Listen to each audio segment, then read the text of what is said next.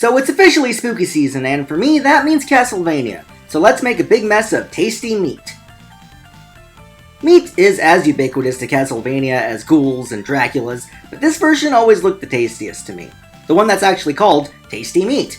Instead of making a big honking steak, I'm gonna slice this here chuck roast into cube steaks. So this recipe is both tasty and much more affordable than, say, a T-bone or ribeye. $14.94, not a bad price. First, you're gonna wanna slice your big honking roast into 1/4" to 1/2" slices. Once they're sliced, equip something spiky and pulverize that meat. Really mash it up. Then salt and pepper, and then set them aside for a sec. In a small bowl go some flour, garlic of course, pepper, and smoked paprika. Now, lightly dredge the steaks on both sides. I'm gonna cook mine in this big heavy griddle. In go some butter and olive oil, and once it's hot, slap on that meat. Jiggle around the pan a little. After a couple minutes, flip and cook on the other side. It should look nice and brown like this. Alright, evacuate all your pieces to a plate and toss in an entire minced onion and a little bit of water. This is going to help the onions collapse quicker because we're going to want to cook them until they're super caramelized.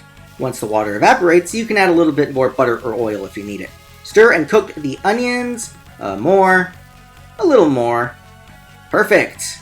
At this point, you can toss in some minced garlic, which is really good at keeping away those Draculas. Then squirt in a little bit of tomato paste. Then you want to make sure that the tomato paste makes contact with the pan so it can take on a little bit of color.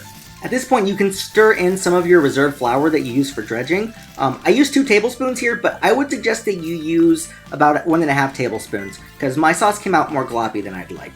Cook it a little bit to get the raw flavor out, then pour on some water. Alright, you can add your meat back to the pan, add a little bit of Worcestershire sauce, and bring to a boil, then cover and simmer on low for about 1.5 hours. At this point, your meat will be super duper tender, but we're not done yet. Take all the steaks out of the pan, and then taste your sauce. Alright, I'm going to season it with a little bit of beef bouillon and some gravy booster. This is going to make the sauce nice and dark. You can leave it out though. Once the sauce is to your liking, you can put your steaks back in and let them heat through, and then you can serve it. I like this tasty meat on top of some mashed potatoes, and some garlicky green beans. And some pickled peppers if you like them, that pairs really well with this too. Like the name says, Castlevania-inspired meat is tasty, but more importantly, it is yummy!